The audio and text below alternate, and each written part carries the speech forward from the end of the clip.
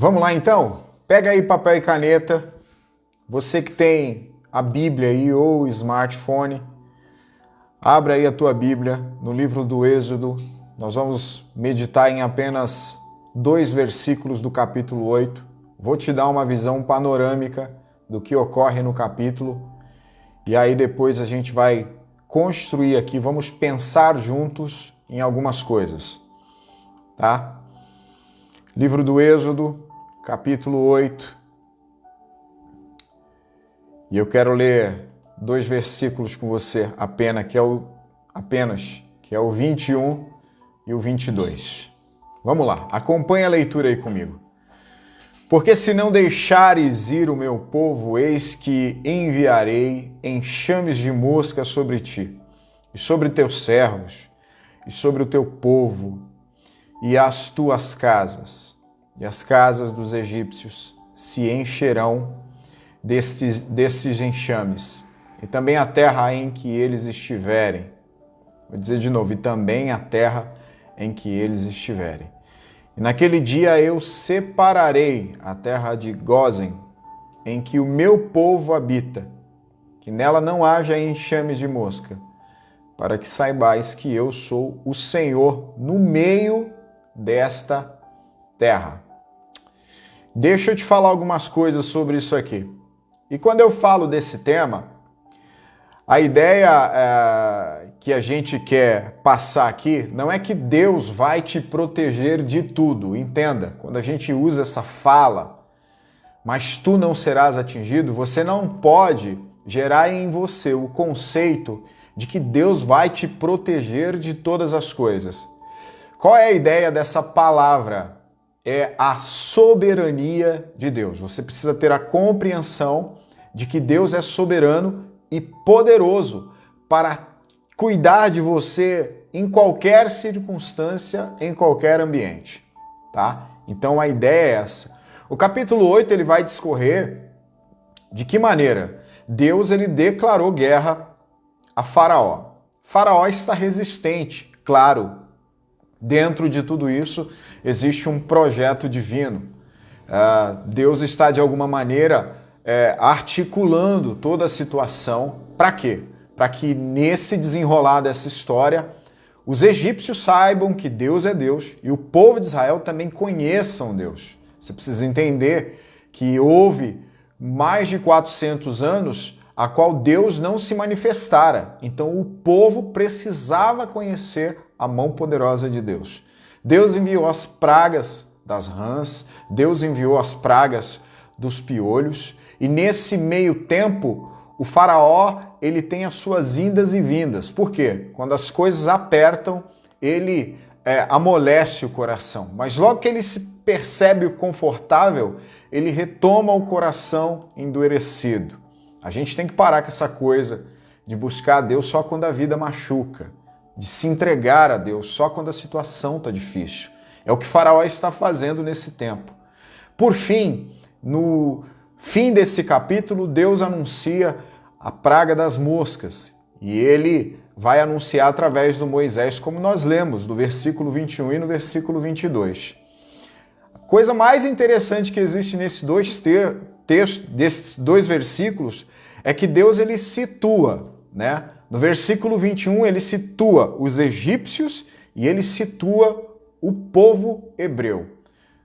Preste bem atenção numa coisa. Deus, ele não retira o povo de Israel do meio dos egípcios para enviar as pragas. Não, ele não faz isso.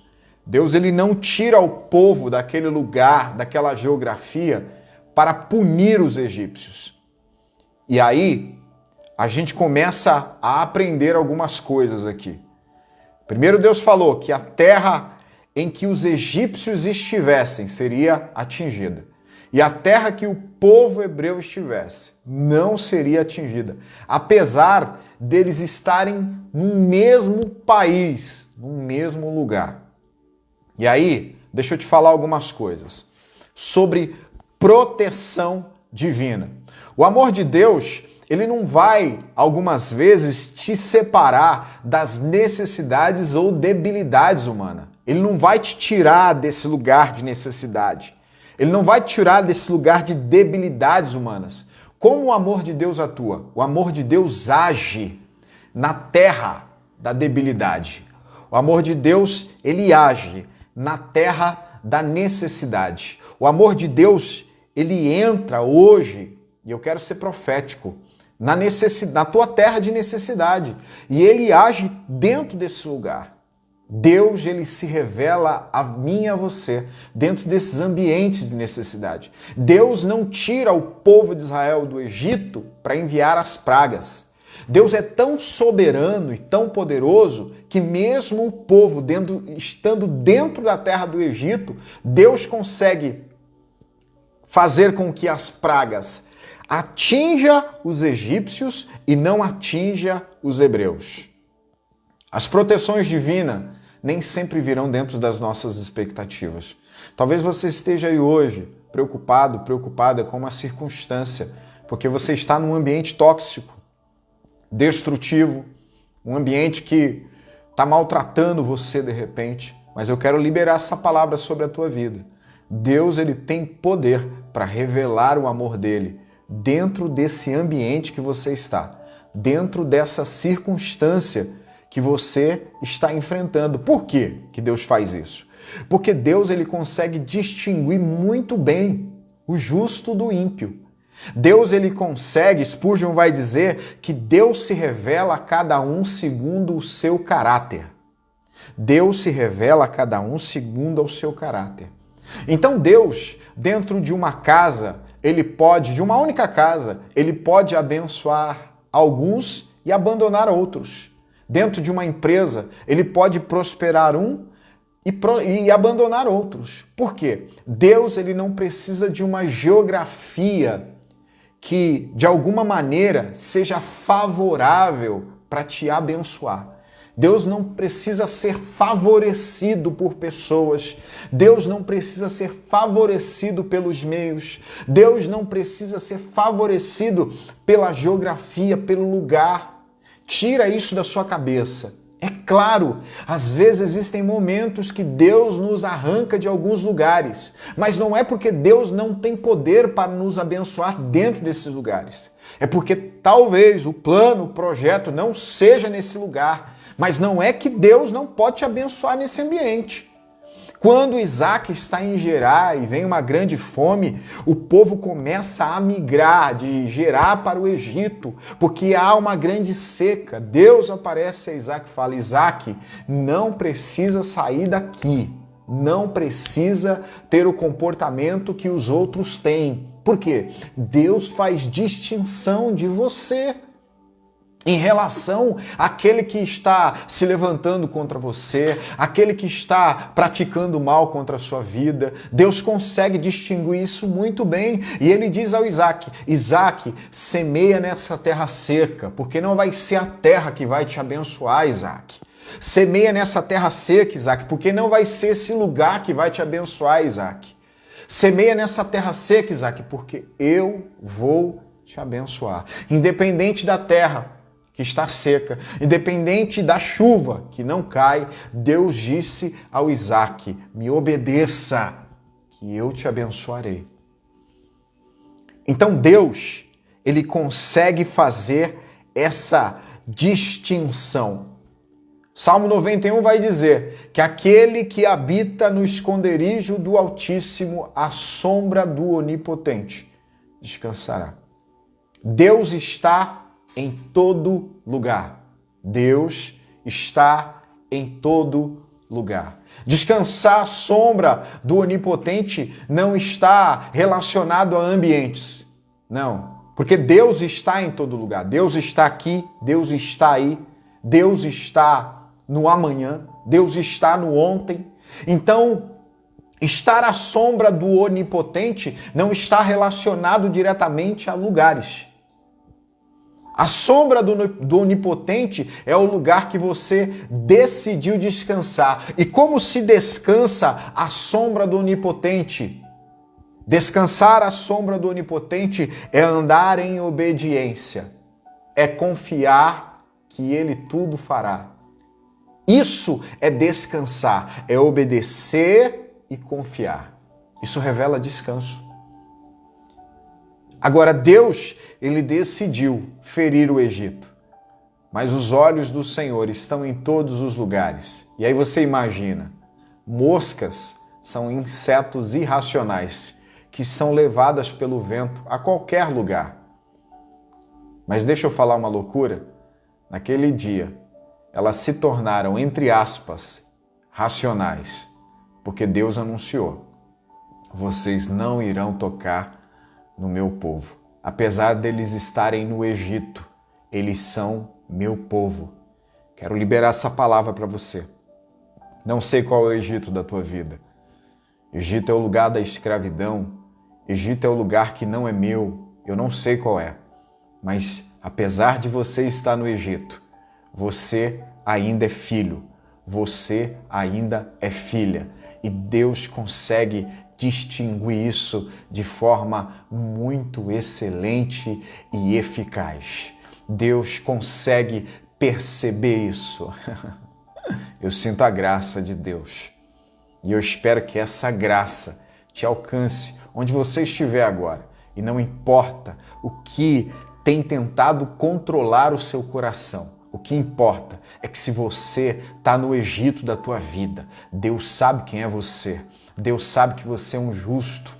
Deus sabe que você é um filho, Deus sabe que você é uma filha. E talvez à sua volta as pragas podem estar açoitando a todos. Mas se você ir para a sombra do Onipotente, lembre-se, confiança e obediência, você vai descansar na terra do Egito. Deixa eu ser profético na tua vida. Você não precisa sair da terra do Egito para ser nutrido por Deus, para ser visitado pelo amor de Deus. Deus não precisa te arrancar desse lugar de escravidão, para mostrar que Ele é poderoso. Ele disse no texto: eu vou mostrar a essa gente que eu sou Deus no meio dessa terra. Sabe o que ele está dizendo? Faraó pode ter o cetro do governo, Faraó pode estar sentado no trono dele, mas quem manda nessa terra sou eu. Deus manda nesse Egito que você está vivendo. É Deus quem comanda, é Deus quem controla, é Deus quem dá as ordens aí. Sabe o que você precisa fazer nesse Egito? Para você receber a distinção, para você ser distinto dos outros? Escuta essa palavra, pega essa palavra aí. Sabe o que você tem que fazer na terra do Egito para receber, ser, diferenciado dos outros? É se comportar como filho. Porque Deus distingue filhos. Deus não distingue ambientes. Deus distingue filhos e filhas. Você está pensando que você precisa sair daí para ser visitado, para ser abençoado? Não. Minha Bíblia não ensina isso. O que você tem que fazer na terra do Egito é se comportar como filho, como filha, e Ele vai te proteger, e Ele vai te guardar, e Ele vai te abençoar. Amém? Vamos orar. Pai, muito obrigado por mais um dia. Obrigado por essa semana, Senhor. Obrigado por essas vidas que estão ouvindo, ó Pai, esse devocional nesse momento. Guarda o nosso coração, guarda a nossa alma, guarda a nossa mente, perdoa os nossos pecados.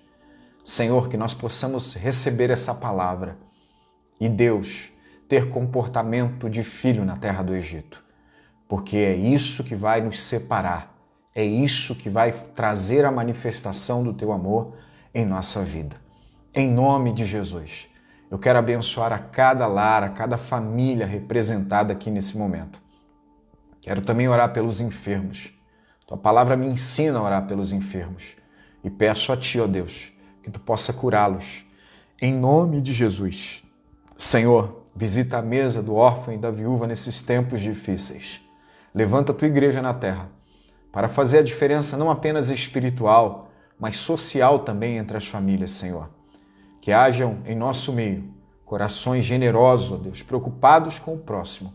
Em nome de Jesus, ó Pai, dá um final de semana abençoado a esse povo. Guarda-os, guarda a família. Abençoa o Senhor neste momento, a cada mãe, ó Deus. Esse final de semana iremos comemorar o Dia das Mães. Que as mães sejam abençoadas, prósperas, que elas recebam saúde, Senhor, porque elas estão educando os nossos filhos, ó Pai.